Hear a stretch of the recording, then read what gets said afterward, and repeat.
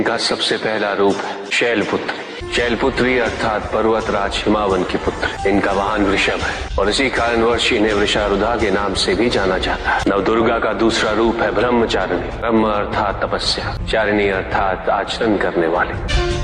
ये रूप उस ज्ञान व आचरण का प्रतीक है जिसके माध्यम से इन्होंने मुझे अपने पति के रूप में प्राप्त किया। नवदुर्गा का तीसरा रूप है चंद्रघंटा। मस्तक पे घंटे के आकार में आधा चंद्र। ये रूप अत्यंत शांतिदायक, कल्याणकारी है। विभिन्न प्रकार के अस्त्र और शस्त्र इनकी 8 भुजाओं में सुसज्जित है। इनका तीसरा नेत्र सदैव खुला रहता है। चंद्रघंटा का वाहन सिंह है। ये युद्ध करने हेतु सदैव तत्पर रहती है। इनकी आराधना करने से निर्भीकता और वीरता के साथ ही सौम्यता और विनम्रता का विकास निश्चित है। ये जो मृत्यु देती है वो सुख कारक और निर्भय अवस्था में होती है। इनकी मंद मंद हंसी से संसार का जन्म संभव होता है। यह है नवदुर्गा का चौथा रूप, जिसे कुष्मांडा के नाम से जाना जाता है। अष्टभुजा, शस्त्रधारिणी, व्याघ्रवाहिनी, हिरण्यवर्णा।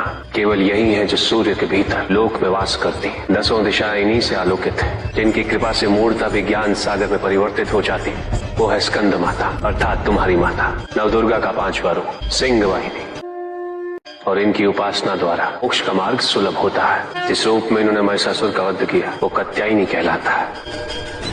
इनकी आराधना करने से अर्थ, धर्म, काम और मोक्ष फलों की प्राप्ति होती है। श्याम रंग, खुले केश, एक हाथ में लोहे का कांटा और एक में खड़ग, जिनका आशीष शुभों का कर्ता और कारक है।